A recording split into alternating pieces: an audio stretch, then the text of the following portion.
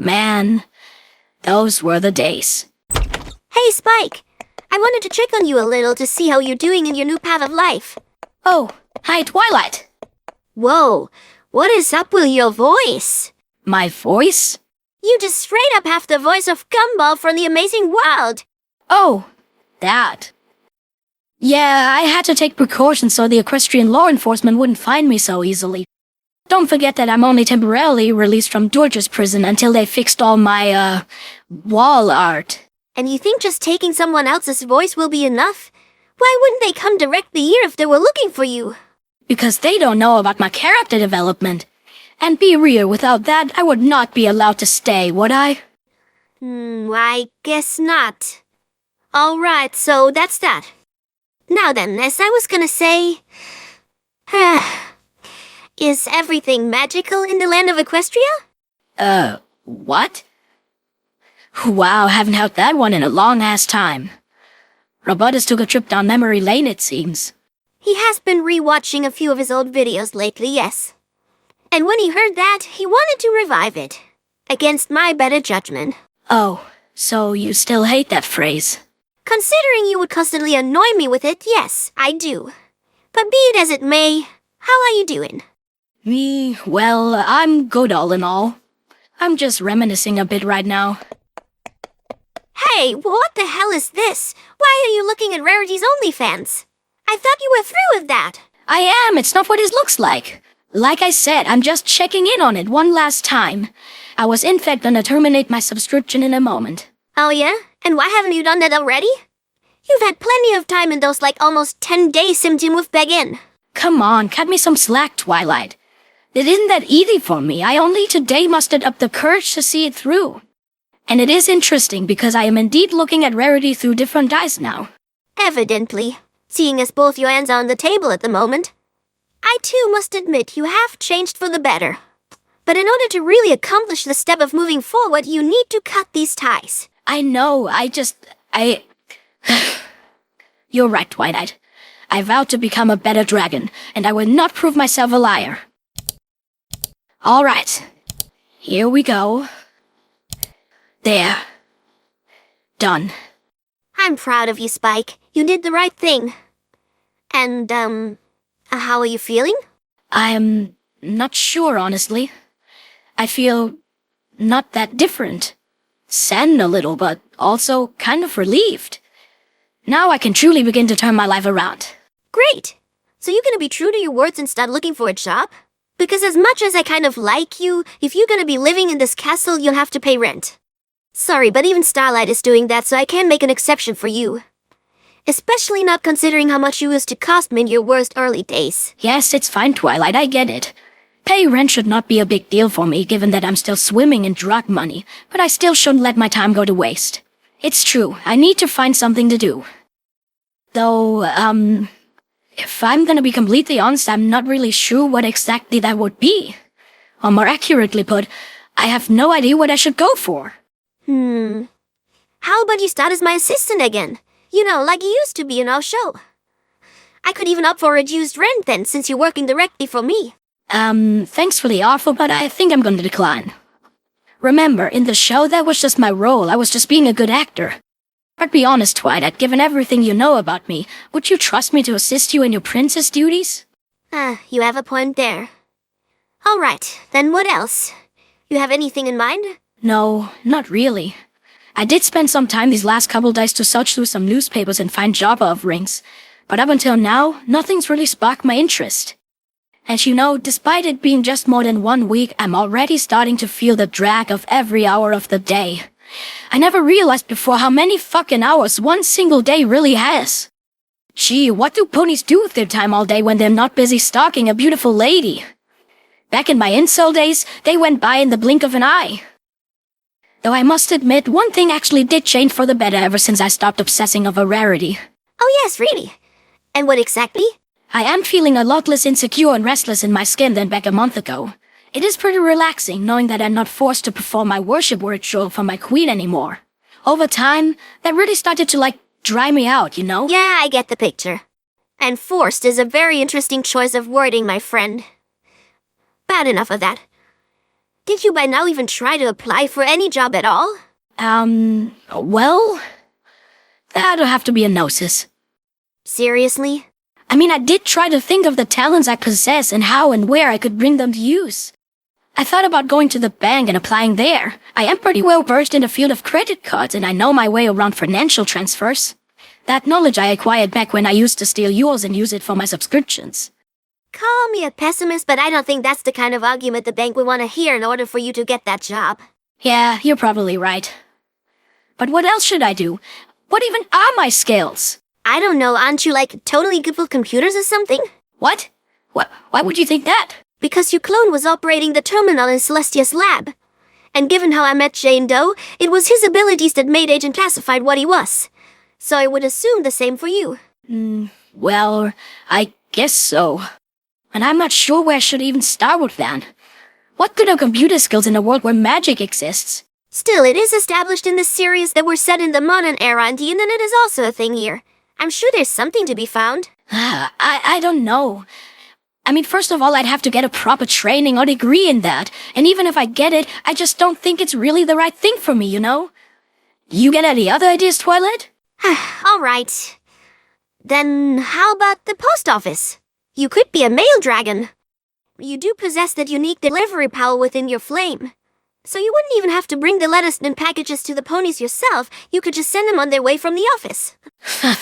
Oh yeah, that sounds like a great idea. Remember season 2 of our show?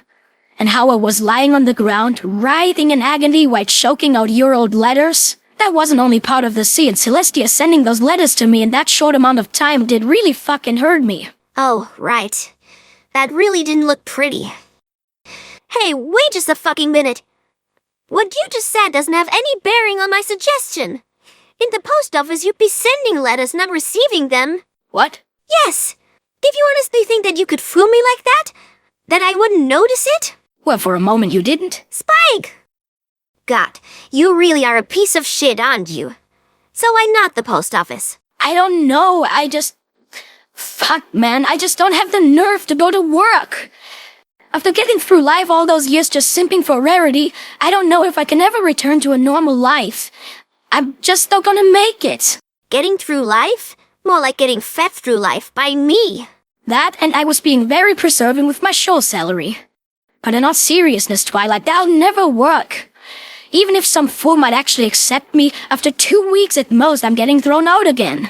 Either because I'm being too slow, too hesitant, I don't get things fast enough, or simply have too low stamina. Man, you're really beating yourself up about this, huh? Listen, Spike, it's absolutely okay for you to be afraid of that. You've never really gotten to know it, and that's fine. But nothing in this world is for free, and that's a matter of fact. I mean, even as a simp, you had to put in work in order to worship rarity, didn't you? Yes? See? And a job is not so much different. It's okay if you want to take it slow, but you do have to take that step. It's no use to any pony if you just give up and spend the rest of your life doing nothing. I know. I don't want that either. I guess I guess I just feel dissatisfied with my role in the series being basically over.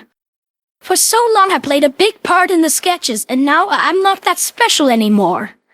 I don't care that I was special because of my depravity. I was still something meaningful. That didn't change, Spike. You still are meaningful. Even now, you're in a sketch. People still care about you and what happens to you after you took that brave character developing step. Your role might have gotten smaller, indeed, but you're not out of the story just yet. You are right. My arc in the story is completed. I must look forward now. My life will go on either way. So I might as well give the viewers something interesting to follow. I promise, Twilight, I'm gonna go apply at the post office right next... Huh? A scroller? I don't remember writing to anyone recently. Who's it from? It's from... Ember. The Dragon Lord? And what does she want? It appears that there is some sort of emergency happening in the Dragonlands. She wants me to come back to help her. Okay, you're doing a really poor job at summarizing all the important details. What emergency is she talking about? What is going on? All right, I just read the whole letter out loud. Ahem. Spike, It is undoubtedly a surprise for you that your lord should get in contact with you again after all the dishonorable deeds you have done. But know that this decision was not my own, rather than the situation currently unfolding in all lands. Our scholars came across an old and long-forgotten prophecy hidden deep in the caves of the great volcano. A legend of a powerful dragon lord with purple scales who ruled thousands of years ago and strayed from the path of righteousness. Tempted by dark forces and consumed by the shadows. This dragon lord became known as the Dark Master, Malefor. Wouldn't you pronounce it Malfoy? Malfoy? Well, at least that would explain the name Draco. You better not be proud of that one. Just get back to reading. Malefor sought to rule our lands with iron claws and engulf it in a shroud of darkness, so that all of us would see things the way he does. But if dragons are known for one thing, it's that their lord only ever prevails if he has their sympathy. And his dark past struck a nerve with nearly all of his subjects. Promptly was overthrown, robbed of his dark power and cast into exile. He was believed to have died alone, and with time, his name faded into obscurity. But it was not every dragon who believed him gone for good. His successor knew that a lord would never stop longing for his throne as long as he lived, and even beyond that. It was clear to him that a dragon proficient in dark magic would not let death stop him. So he wrote down this warning, quoting the Dark Master's very last words before he fled. That one day he would return to claim his kingdom, once no one would stand in his way anymore. The point of this lengthy story time was for you to understand the severity of our situation. We believe that the Dark Master is about to return. Think about his phrasing, once no one would stand in his way. And the way I heard, all the major villain plots in Equestria have come to an end by now. So it's only fitting story-wise that he would be next. First foreboding signs have already started emerging. Dark clouds shroud the horizon, the volcanoes have gotten unnaturally active, and every dragon here feels it in their scales. A sense of dread. Wow. That all sounds like a really serious issue. I wonder why she's telling this to you of all people. Oh, let me guess, that question will be answered in the very next sentence, won't it? Of course. Oh, meta-humor. Always refreshing. I am writing you all this because you are one of the few dragons I know that possess the same quality as the Dark Master. Purple scales. The legend claims that only a purple dragon would be able to overpower him should he really return. Spike, I believe you might be the legendary purple dragon. The chosen one, destined to challenge the Dark Master and destroy him once and for all. To finally bring peace to the dragon race.